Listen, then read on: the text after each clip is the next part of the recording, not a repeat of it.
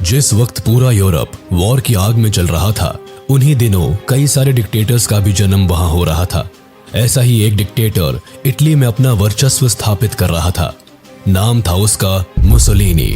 जी हाँ, वही मुसोलिनी जिसने इटली के राजा तक को वश में रखा था, जिसके लिए असैसिनेशंस और लोगों को बदतर मौत देना खेल जैसा था। ये वही था जिसने फेसिज्म को जन्म दिया। इसकी वजह से ही इटली भी वर्ल्ड वॉर 2 में हुई बर्बादी का हिस्सा बना। कौन था बेनिटो मुसोलिनी? क्या ये जन्म से ऐसा था, या इसे भी हिटलर की ही तरह सर्कमस्टांसेस ने ऐसा बनाया? कैसे ये इटली का तानाशाह बना? 29 जुलाई 1883 को दोविया दी प्रदापियो नाम के एक छोटे टाउन में बेनिटो मुसोलिनी का जन्म हुआ। ये टाउन उस समय रोमाग्ना के फोर्ली प्रोविंस में आता था। फेसिस्ट एरा में इस जगह का नाम बदलकर ड्यूसिस टाउन और ड्यूसिस सिटी कर दिया गया था। बेनिटो की मां रोसा एक कैथोलिक स्कूल टीचर के तौर पर काम करती थी और इसके पिता एलेसांड्रो मुसोलिनी पेशे से एक ब्लैकस्मिथ थे। उन्हें पॉलिटिक्स में काफी डीप इंटरेस्ट था। बेनिटो के फादर एक सोशलिस्ट जर्नलिस्ट भी थे। वो पॉलिटिक्स में कुछ इस कदर डूबे हुए थे कि उन्होंने अपने बेटे यानी बेनिटो मुसोलिनी का नाम भी liberal Mexican president Benito Juarez, Italian socialist Andrea Costa और एमिलकेयर किप्रियानी के नाम को मिलाकर रखा था। मुसोलिनी को बोर्डिंग स्कूल भेज दिया गया, जहां शाय होने के बाद भी मुसोलिनी की अपनी टीचर्स और फेलो स्टूडेंट्स से काफी लड़ाइयां होती। मुसोलिनी बड़े होते हुए इतना बिगड़ गया था कि एक बार तो इसने अपने क्लासमेट को लड़ाई में पेन नाइफ से मार दिया था।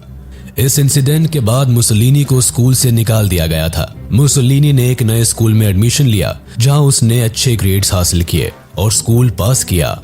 मुसोलिनी ने 1901 में एक एलिमेंट्री स्कूल टीचर के तौर पर काम किया, लेकिन 1902 में मुसोलिनी स्विट्जरलैंड चला गया, जिसका एक रीजन था। मुसोलिनी अपने यहाँ की कंपल्सरी मिलिट्री सर्विसेज से बचना चाहता था, बट स्विट्जरलैंड आने के कई समय तक मुसोलिनी एक परमानेंट जॉब की तलाश में था। इसी समय स्विट्जरलैंड में इटालियन सोशलिस्ट मूवमेंट्स काफी जोरों शोरों से चल रहे थे, जिसके कारण मुसोलिनी ने भी इनमें पार्टिसिपेट किया।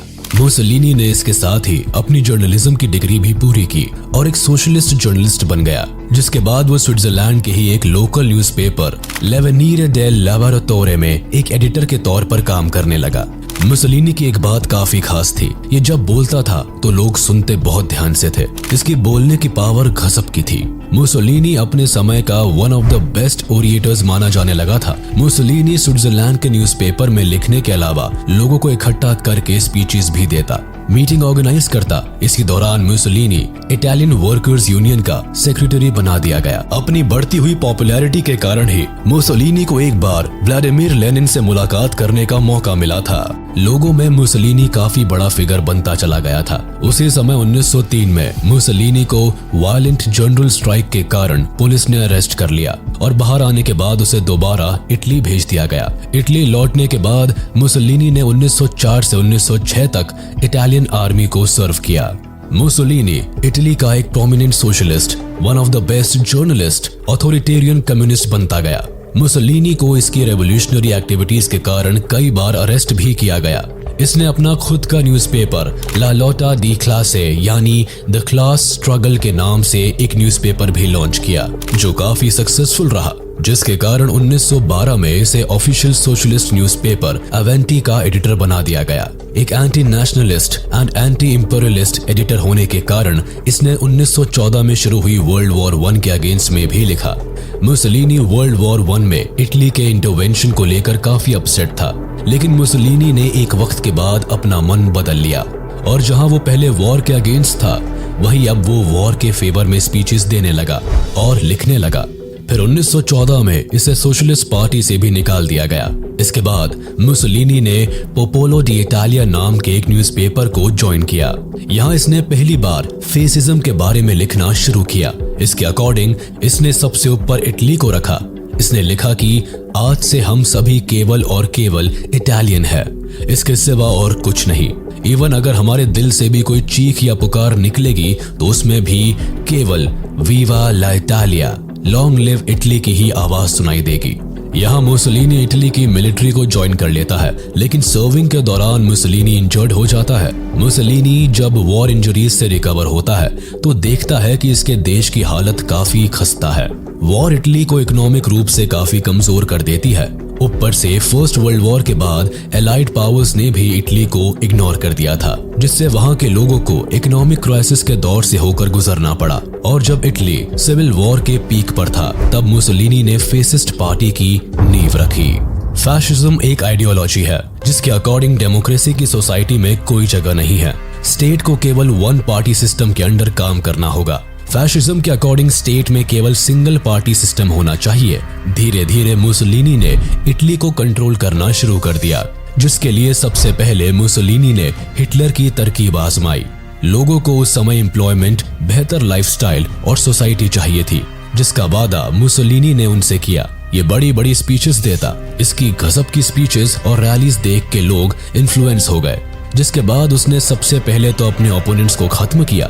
जो भी इसके खिलाफ बोलता, ये उसे ऐसी पनिशमेंट देता जिसे देख बाकी लोग बिना किसी पनिशमेंट के ही शांत हो जाते।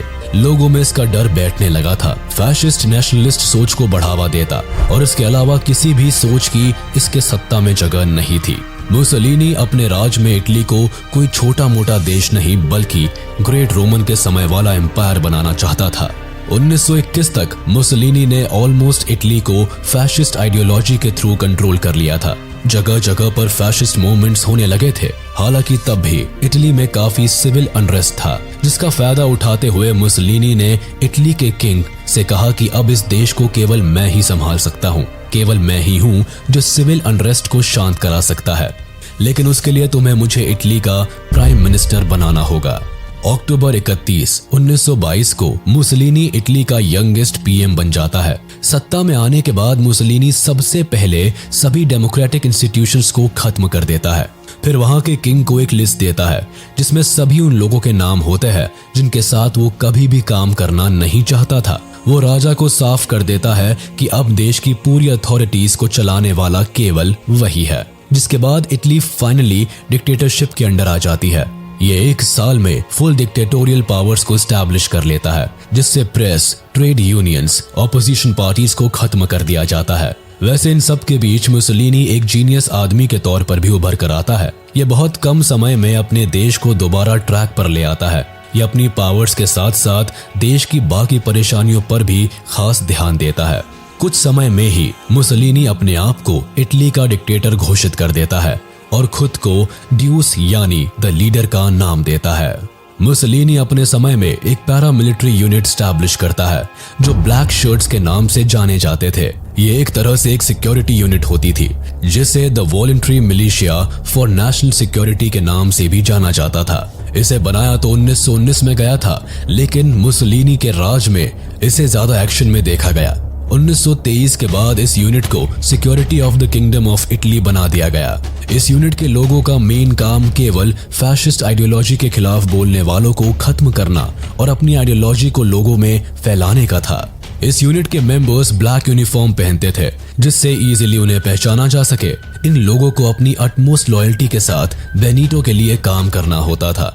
देखा जाए तो इस ग्रुप को फॉर्म करने का क्रेडिट नेशनलिस्ट इंटेलेक्चुअल्स को जाता था, जो साफ तौर पर पेजेंट्स और कंट्रीज लेबरर्स यूनियन को अपोज करते थे। मुसोलिनी के सत्ता में आने के बाद इन लोगों के काम करने का तरीका और ज्यादा हार्श हो गया। ये लोगों को वायलेंस के जरिए हैंडल करते थे, लेकिन मुसोलिनी इन्हें पूरी तरह से सपोर्ट करता था, जिसके कारण उसने इस ग्रुप को और बड़ा किया। देखा जाए तो 1923 तक इस ग्रुप में करीब 2 लाख लोग शामिल हो गए थे। As a prime minister Mussolini की सरकार पहले कुछ सालों में राइट विंग कोएलिशन गवर्नमेंट के तौर पर काम करती थी, जिसमें फैशिस्ट, नेशनलिस्ट, लिबरल्स और कुछ कैथोलिक पार्टीज आती थी। लेकिन मुसोलिनी किसी कोएलिशन गवर्नमेंट के बल पर अपने देश को नहीं चलाना चाहता था, बल्कि इसका मेन एम टोटलिटेरियन स्टेट को बनाने का था, जिसका सुप्रीम लीडर ये खुद को मानता था। मुसोलिनी ने अपने एम को पूरा करने के लिए अपने देश के लिए भी कई काम किए, जिसमें सबसे पहले इसने पॉलिटिकल और इकोनॉमिकल लेजिस्लेशन पास किए जो wealthy industrial and agrarian classes को हेल्प करने वाले थे। इसके बाद जून 1923 में इसने एक लॉ पास किया जिसने इटली के आने वाले कुछ सालों को पूरी तरह से बदल दिया। इस लॉ को एचेरबो लॉ के नाम से जाना जाता है। इस लॉ ने इटली को एक सिंगल नेशनल कॉन्स्टिट्यूएंसी में तब्दील कर दिया। इसने अनएम्प्लॉयमेंट रेट को काफी कम किया और कई एक्सटेंसिव पब्लिक वर्क प्रोग्राम्स को बढ़ावा दिया। इसी बीच एक इंसिडेंट भी हुआ जिसने इटली के लोगों को बेनिटो के खिलाफ कर दिया था। जाकोमो मैटियोटी नाम के काफी बड़े ऑपोजिशन लीडर का बेनिटो ने असैसिनेशन करवा दिया था।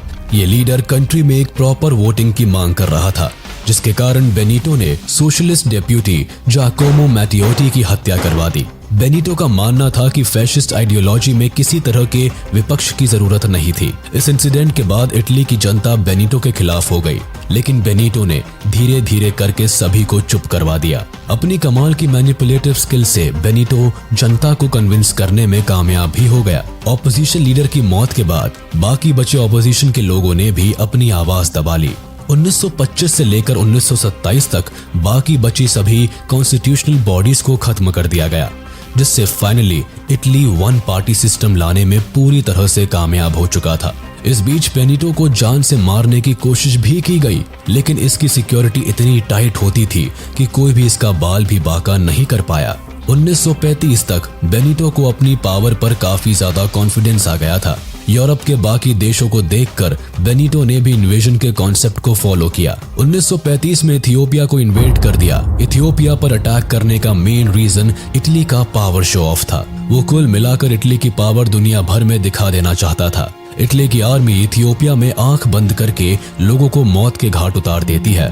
कहीं कहीं तो इटालियन आर्मी ने पूरे गांव को ही जला दिया था। इथियोपिया इन्वेजन 1935 से लेकर लगभग 1941 तक चला। मुसोलिनी ने इथियोपिया को न्यू इटालियन एम्पायर बनाना शुरू कर दिया, जिसमें इथियोपिया के सभी 18 साल से बड़े मेल पॉपुलेशन को एग्जीक्यूट किया गया। इसके बाद सभी ईस्टर्न ऑर्थोडॉक्स चर्च और चर्च के प्रीस्ट एंड बिशप्स को खत्म करवाया गया।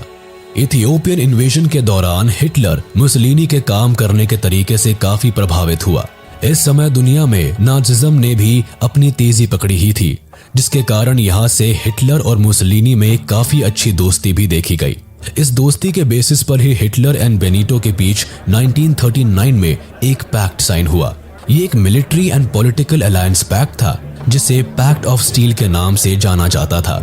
इस पैक्ट में मेनली 2 पार्ट्स थे, जिसमें फर्स्ट पार्ट जर्मनी और इटली के बीच कंटिन्यूइंग ट्रस्ट एंड कोऑपरेशन का ओपन डिक्लेरेशन था, और सेकंड पार्ट एक सीक्रेट सप्लीमेंट्री प्रोटोकॉल था जो यूनियन ऑफ पॉलिसीज को एनकरेज करता था। इसमें मिलिट्री एंड इकोनॉमिकल पॉलिसीज पर ज्यादा फोकस रखा गया था, यानी दोनों देश एक दूसरे का जरूरत पड़ने पर इकोनॉमिकल एंड मिलिट्री तौर पर मदद करेंगे। मुसोलिनी ने भी इटली में जूस के खिलाफ कई डिस्क्रिमिनेटरी पॉलिसीज क्रिएट कर दी। इस सब के अलावा 1935 से लेकर 1939 में इटली को एक हेवी वॉर कॉस्ट देखने को मिला। इटली का इथियोपिया में इन्वेजन के कारण काफी लॉस हुआ। इटली पर काफी कर्जा होने लगा।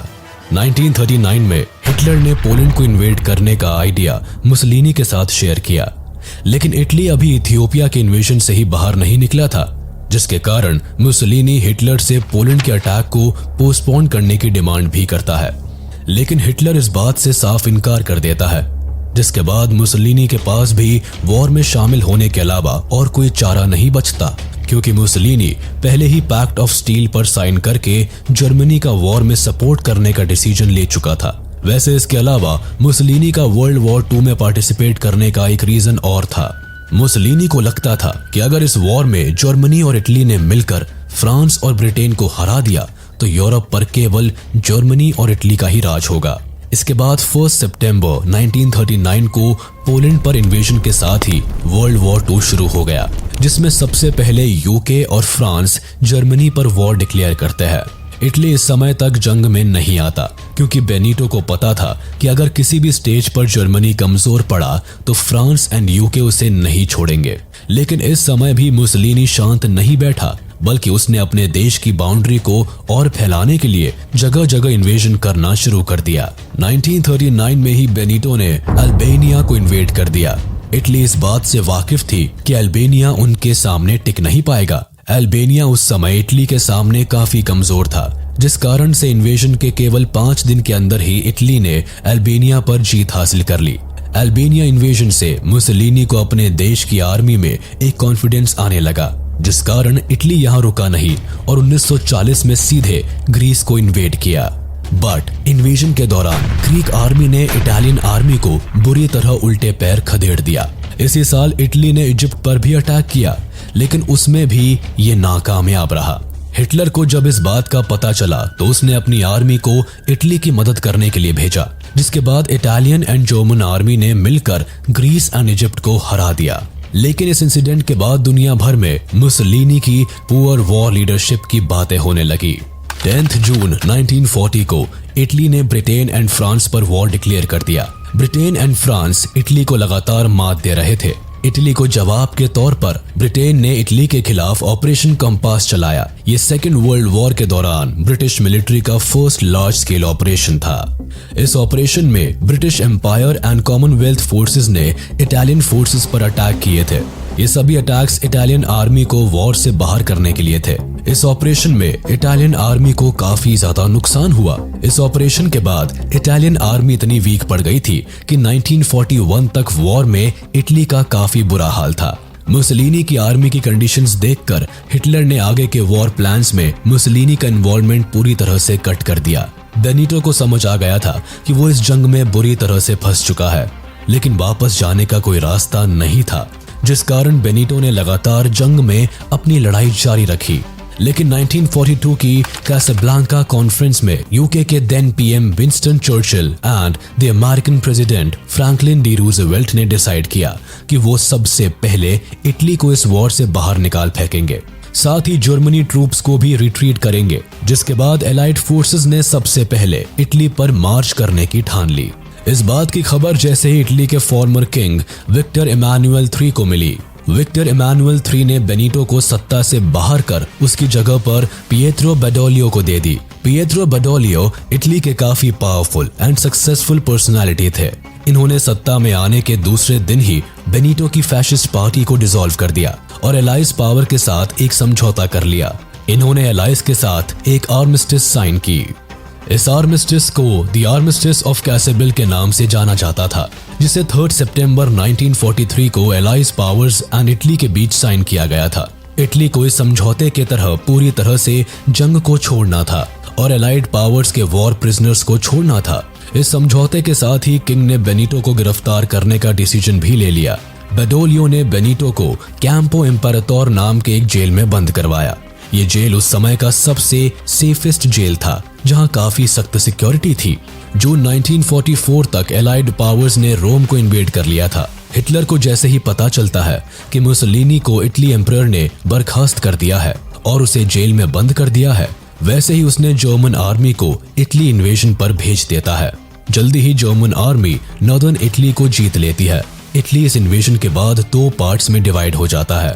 जर्मन आर्मी अब मुसोलिनी को फ्री कर देती है।